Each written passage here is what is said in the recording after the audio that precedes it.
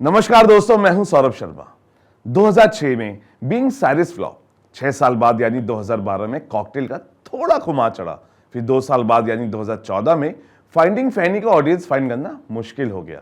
2015 में my choice ने बता दिया कि इस बार भी स्क्रिप्ट की चॉइस बेकार साबित हुई है।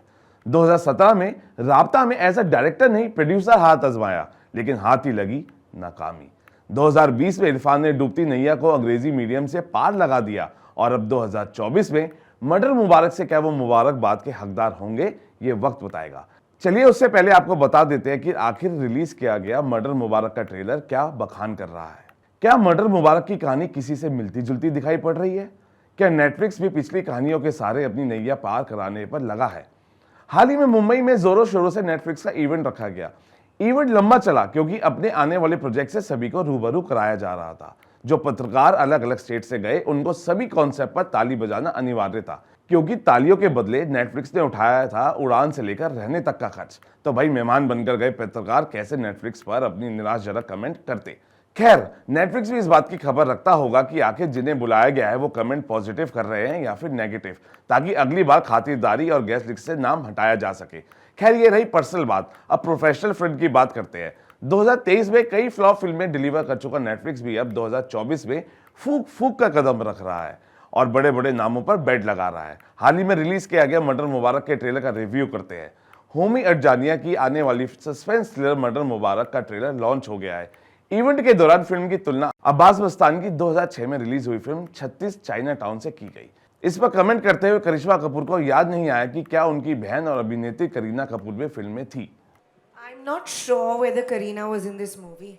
She was? Okay, I'm sorry, I may have not watched it. I'm sorry, guys. I haven't watched this movie, so I can't really comment about that. But this movie is very different. अब Netflix की ये कहानी करिश्मा कपूर को fresh ही लग रही होगी, क्योंकि उन्होंने अपनी बहन करीना की 36 चाइना टाउन देखी ही नहीं, जिसके साथ मर्डर मुबारक की तुलना की जा रही है। लगातार रिपोर्टर्स सवाल दाग रहे थे और एक के बाद एक फिल्म के मेंबर सवालों में उलझते जा रहे थे और बड़े ही माइंडेड तरीके से सभी सवालों का जवाब दे रहे थे। This film has been written as a book. You're more than welcome to get the book. Anuja will get one more copy sold and you can read it. There's no similarity between any film. It's, I think, probably the most original murder mystery coming out of India. That's how original it is. You will not find a scene that's a copy from anywhere also.